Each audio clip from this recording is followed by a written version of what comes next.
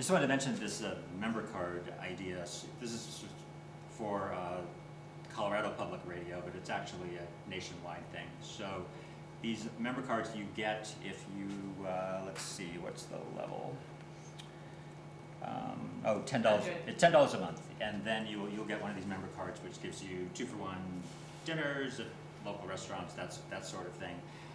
And so it's run by a company, I think it's MBI, that creates these member cards, and they serve only nonprofits, so they're not so interested in getting a 25 or 30% profit margin. So, you know, maybe, I don't know, maybe that's something, Kevin, that you might want to consider to offer some of your members. And I guess the debate is, for the type of news that you all are doing, do you want to get away from giving benefits that are not really connected to your news, which I think it could be an interesting debate. I'm not really sure. I never saw NPR or PBS. You would feel like same sort of thing. No, I think the trick is though my understanding from these kind of programs, you're paying quite a big fee. That's when they do this for you, because they actually have to go out and recruit it's all about localization of the benefits too, and it's not just online discounts. So again, I think it's all about critical mass, but it clearly works for public radio. Their sales right. force. Right. So I'm saying the fee to the company that does that for you is not going to be inexpensive. Right. Other than these types of institutions that cater to nonprofits are going to be a little bit less. I threw this up there not because I'm a Bill O'Reilly fan. I'm definitely not. But as some of the entities evolve, my guess is that some serious personalities will start to evolve, and then maybe over time you can get to the point where a membership could revolve around someone who's more of a celebrity. I can't really think of anybody just yet, but given the collapse of corporate media in terms of this type of news and the inevitable rising up in quality and visibility of nonprofit news. Frank Rich is a good one. He just joined New York. Yeah, I mean, it's not like he's a nonprofit, but he's the kind of person who takes his stardom with him, don't you think? Or Andrew Sullivan, the blogger, is moving from Atlantic to whatever Tina Brown's doing now. Yeah. Yeah, I mean, my feeling would be that there'll be more people like that will be moving into the nonprofit sector because they want to do serious journalism. So.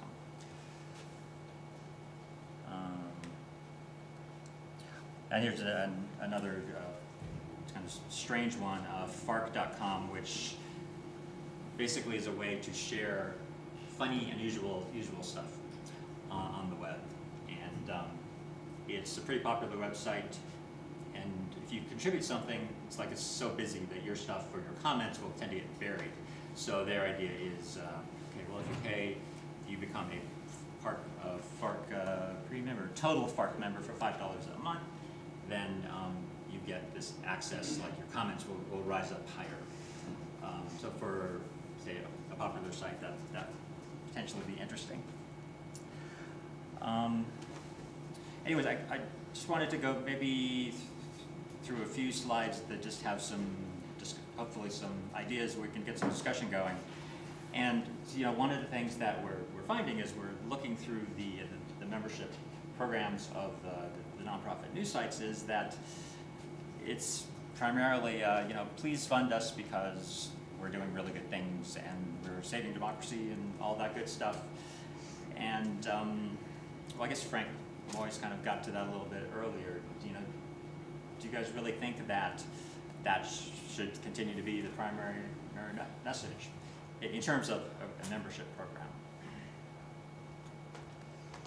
I don't know whether the message, I mean, if you're talking about the message of the reason for investigative news is to give people information that they can take action on, help them make decisions, keep business and government under public watch, Well, what's the other reason for doing? Can you think of another reason? no, I probably didn't phrase that very well. I really meant just in terms of if let's say that you decide you want to do a premium membership model, you know, your content is flowing out there in the usual channels, and you need a new revenue source, and perhaps a premium membership is an opportunity. I don't know. What do you think that the primary message should be? I mean, yes, NPR, you know, that is their message. Please support us because we do good things, and we'll give you a tote bag and a coffee cup. And we'll stop our hideous fundraising soon. Yeah. Yeah, and they have to go a lot of work and spend a lot of time on that. So it's one of the things that I hope that Matt and Danny and I kind of help figure out is, you know, are there some other messaging that we can put out there? It might not be necessarily the message, but the tone of the message, because certainly Bill O'Reilly's not appealing to his members with the, I'm doing such good things. The public needs this information, and you need to support the production of it. It's much more the phrasing of it. Of are you pointing to the philanthropy of it and trying to pull on people's heartstrings? Are you presenting it as a business proposition of you give me $50, I give you $50 worth of value? It's more the phrasing of it and the emotion that are being generated as you make the pitch and as you make the ads. How about investigative news so the bastards don't get away with it? It's a scare tactic. To me, in my mind, we have two value props that we have to do a good job of messaging around. But this notion of local accountability and national accountability. In other words, you know, when you give to, and I want people to give to everybody, so this, I'm not picking on anybody here, but when you give to say a national investigative unit, like a ProPublica or others, you know, the stories they're writing about may or may not be relevant to you. But what I think Voice of San Diego has done a very good job about is this, you know, they have a lot of accountability journalism, and there's a lot of people in the San Diego area that are concerned about local issues, and by able to keep your donations local, you see a direct effect. And I think that we could do a better job of messaging around that for those of our members who are locally focused. Mm. Likewise, you have on the other end of the spectrum, folks like the Pulitzer Center, who are internationally focused, where people think there's not enough journalism going around about international issues, but the idea of being able to have people put their dollars where their interests are and want to keep people accountable, I think is interesting. Mm-hmm. Okay. Well, there's also sort of the difference between donation model and a premium membership model. So, but actually, for me, the premium membership model and donation model simply is one is an ongoing thing where there's a in other words, when you give to your local NPR station, they literally ask you now, do you want the premium or not? right. Right? So from that perspective, it's not really a different transaction. Maybe you do want the premium, you know, or they'd say, actually, that's $18 of the $100 you're about to give us, so it'd be great if you just give us the full 100. Yeah. So we have to give you the premium, and that's what they're saying now, and I appreciate that. So I'm like, you know, I don't need a cup. You know what else has worked well for them, I think, recently, is the prizes. They've gotten smart and gotten these great trips donated. It's like on and on about, don't you want to be in Costa Rica right now? Donate now, and you're automatically entered to win. And Yeah. you're like, I'm going to donate anyway. Might as well try to get the trip, you know. Or the iPad, give away an iPad. Yeah, Are you definitely. talking about people sending a general donation to the organization saying, I'm going to donate $100, but I want it to specifically go towards your environmental journalism projects? I mean, no, but that's sort of the next sort of, you know, for example, if, you know, there are plenty of foundations that are funding around areas of interest. I was speaking more about locally focused, but for example, for Education News Colorado, if you're keenly concerned about these issues, having that kind of emotional value prop around, put the money where, you know, specifically of interest to you, I think that's, you know, when I buy a magazine, I don't want to get, right, truthfully, right? So by doing it this way, you're actually narrowing and actually finding something between that will be relevant to you. The flip side of that, of course, is that could be a transitional emotional value prop. In other words, when my kids get out of school, do I really, I don't care as much, okay. But, yeah.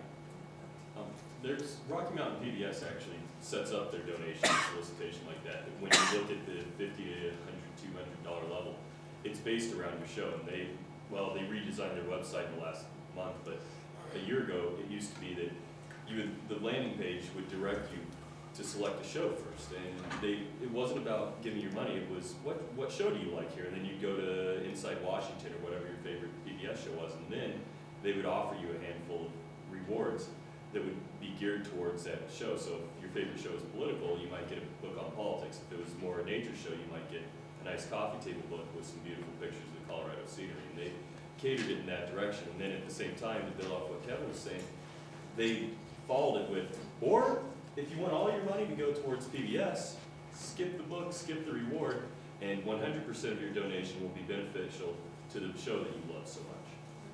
Which I like. There's another related issue, Steve, if I may, which is this notion, and forgive me for not knowing where I read this, but I did read this recently, that there's a new generation of people who are liking causes and thinking that somehow that's them, letting them off the emotional hook.